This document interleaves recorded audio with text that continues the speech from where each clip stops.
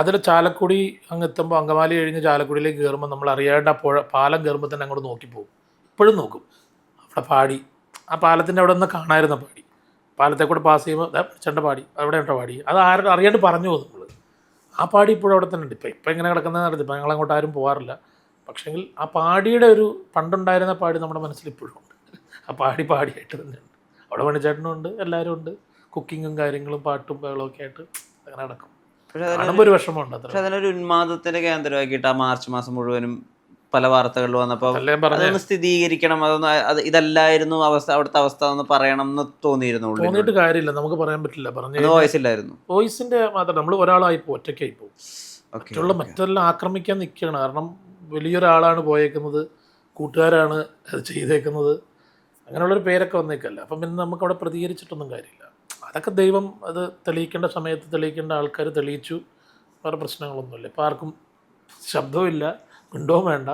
ഇപ്പം മണിച്ചേട്ടൻ്റെ പേരിൽ മറ്റേ എന്താ പറയുക ഫെസ്റ്റിവൽ നടത്തുക, ഫൗണ്ടേഷൻ നടത്തുക, അങ്ങനെയുള്ള പരിപാടികളൊക്കെ. അദ്ദേഹത്തിൻ്റെ അനിയൻ RLV രാമകൃഷ്ണൻ, അദ്ദേഹം പ്രൊഫസർ ആവാൻ വേണ്ടി പോകുന്നു. അദ്ദേഹത്തിന് ഡോക്ടറേറ്റ് ലഭിച്ചിരിക്കുന്നു. അദ്ദേഹത്തിൻ്റെ ജീവിതത്തിൽ വളരെ പ്രധാനപ്പെട്ട ഒരു സമയമുണ്ടായിരുന്നു ഈ അടുത്ത്. അദ്ദേഹം വലിയ വിഷമഘട്ടത്തിലൂടെ കടന്നു പോവുകയും സപ്പോർട്ട് എല്ലാ ഭാഗത്തുനിന്നും വരികയൊക്കെ ചെയ്തിരുന്നു. അപ്പോൾ അന്ന് അദ്ദേഹം പറയുന്നത്, എനിക്ക് എൻ്റെ ഏട്ടനുണ്ടായിരുന്നെങ്കിൽ എനിക്കിന്ന് ഒരുപാട് ബലമുണ്ടായിരുന്നു എന്നുണ്ടായിരുന്നു.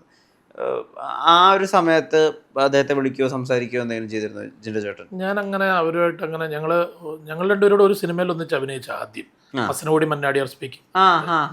പിന്നെ ഞാൻ ആ പടമൊക്കെ കഴിഞ്ഞ് പിന്നെ അങ്ങനെ ഒരു സൗഹൃദം കീപ്പ് ചെയ്യാൻ പറ്റിയില്ല. ഞാൻ മണിച്ചേട്ടൻ്റെ അടുത്തേക്ക് മാറി. പടമൊക്കെ കഴിഞ്ഞിട്ട് പിന്നെ മണിച്ചേട്ടൻ്റെ കൂടെ പിന്നെ ഞാൻ മണിച്ചേട്ടൻ്റെ ഇതിലേക്ക് ആയിപ്പോയി. പിന്നെ കണ്ണൻ ഞങ്ങൾ വിളിച്ചോളൂ. കണ്ണനായിട്ട് അങ്ങനെ വലിയ ബന്ധങ്ങളില്ലായിരുന്നു. മണിച്ചേട്ടനായിട്ടുള്ള ബന്ധത്തിൽ അങ്ങനെ അങ്ങ് പോകും. ഈ മണിച്ചേട്ടൻ അനിയൻ്റെ ഈ ഒരു കഴിവില്ല, അല്ലെങ്കിൽ അദ്ദേഹം പല ഇതിലും റാങ്ക് വാങ്ങിച്ചിട്ടൊക്കെയാണല്ലോ പാസ്സായിട്ടുണ്ടായിരുന്നത്, അതിൽ വലിയ പ്രൗഡായിരുന്നു എന്നൊക്കെ? ഉറപ്പായിട്ടും പല സ്ഥലത്തും മണിച്ചേട്ടൻ മനോരമയിലൊക്കെ വിളിച്ച് പറയുന്നത് ഞാൻ ഇപ്പോഴും ഓർക്കുന്നുണ്ട്. അവന് എൻ്റെത് കിട്ടിയിട്ടുണ്ട്, അവന് ഇതൊന്നും ചെയ്തു കൊടുക്കണം. അത് മണിച്ചേട്ടൻ ഭയങ്കര ഇതായിരുന്നു. മണിച്ചേട്ടൻ എത്താൻ പറ്റാത്ത വിദ്യാഭ്യാസമാണെങ്കിൽ എല്ലാം കൊണ്ടും കണ്ണൻ അതിൻ്റെ ഒരു ലെവലിൽ എത്തിയിട്ടുണ്ട്. അത് മണിച്ചേട്ടൻ ഭയങ്കര പ്രൗഡ് തന്നെയായിരുന്നു. എപ്പോഴും ഭയങ്കര കാര്യമായിരുന്നു, ഇഷ്ടമായിരുന്നു. മണിച്ചേട്ടൻ്റെ മകൾ ശ്രീലക്ഷ്മി, ഭാര്യ, അവരിപ്പോൾ എന്ത് ചെയ്യുന്നു? അവർ സന്തോഷത്തിലാണോ? സന്തോഷത്തിലായിരിക്കും. കാരണം അവർക്ക് അവരുടെ ഒരു സർവൈവ് ചെയ്യേണ്ട സമയമൊക്കെ കഴിഞ്ഞു. അവരിപ്പം എനിക്കൊന്ന് ഡോക്ടറേറ്റിനൊക്കെ പഠിച്ച് നിൽക്കാമെന്ന് തോന്നുന്നു.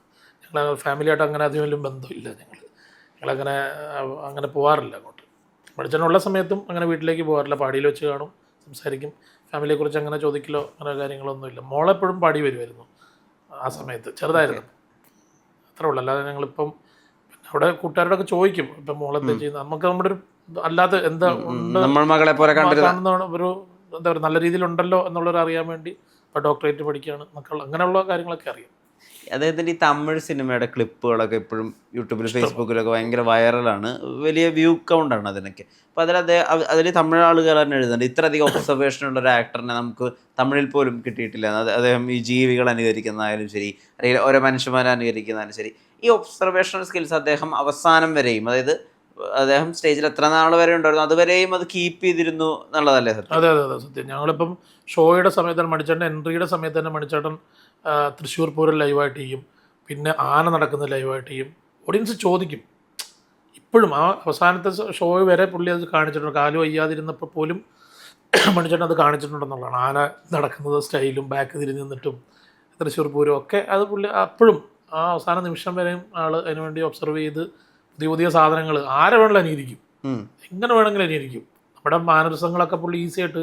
ഏതെങ്കിലും ഒരു വലിയ സിനിമ ഹിറ്റാവും, അതിലൊരു വില്ലൻ കഥാപാത്രമോ അല്ലെങ്കിൽ ഭയങ്കര കോമിക്കലായിട്ട് ഒരാളൊക്കെ ചെയ്യുന്ന സമയത്ത് ഉടനെ കമ്പാരിസൺ ആയിട്ടുള്ള കുറിപ്പുകളൊക്കെ വരും. ഇത് മണിച്ചേട്ടൻ ചെയ്തിരുന്നെങ്കിൽ, അല്ലെങ്കിൽ കലാഭവമണിയാണ് ഇവിടെയെങ്കിൽ തകർത്തേനെ എന്നുള്ളത്. ഇപ്പോൾ അന്യഭാഷ സിനിമകളായാലും ശരി, മലയാളത്തിലായാലും ശരി, ചില ആക്ടേഴ്സൊക്കെ പെർഫോം ചെയ്യുന്ന സമയത്ത് ഇദ്ദേഹത്തിന് കലാഭവമണിയുടെ ട്രേറ്റ്സ് കാണാനുണ്ട്, അടുത്ത കലാഭവമണി ആവാൻ എന്നൊക്കെ പറഞ്ഞിട്ട് അങ്ങനത്തെ കുറിപ്പുകളും കമ്പാരിസണുകളും ഒക്കെ കാണുമ്പോൾ എന്താ ജിൻഡോ ചേട്ടന് തോന്നാറ്? എനിക്ക് അതിനോട് വലിയ യോജിപ്പില്ല. കാരണം വേറെ ഒന്നുമല്ല, ഞാൻ ഓരോരുത്തർക്ക് ദൈവം ഓരോ കഴിവാണ് കൊടുത്തേക്കുന്നത്.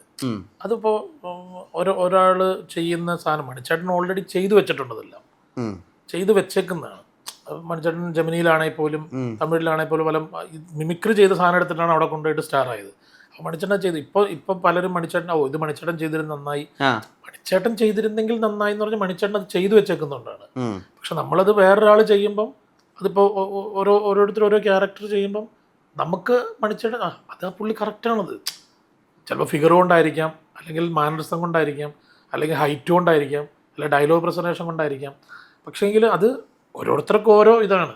ഉം. അതിപ്പോൾ എന്താ പറയുക, അത് എനിക്കങ്ങനെ ഒരു ഇതായിട്ട് തോന്നുന്നില്ല അതിന്.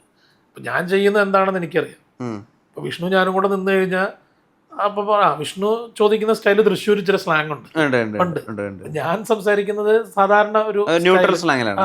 ഒരു ഇതാണ്. പക്ഷെ ഞാൻ കോഴിക്കോടുകാരനാണ്. ആ എനിക്കറിയാം കോഴിക്കോട് ഭാഷ വെച്ചിട്ട് അവതരിപ്പിക്കാൻ പോയി കഴിഞ്ഞാൽ അവതാരകനാവില്ല.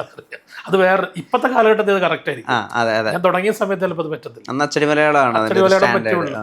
അപ്പം അതുകൊണ്ട് അത് ഓരോ ഇതാണ് വ്യത്യാസങ്ങൾ. അത് എനിക്കതിൻ്റെ അത് വലിയ ഇതായിട്ട് തോന്നുന്നില്ല. കാരണം മണിച്ചേട്ടൻ ഓൾറെഡി പല ക്യാരക്ടറും ചെയ്തു വെച്ചു.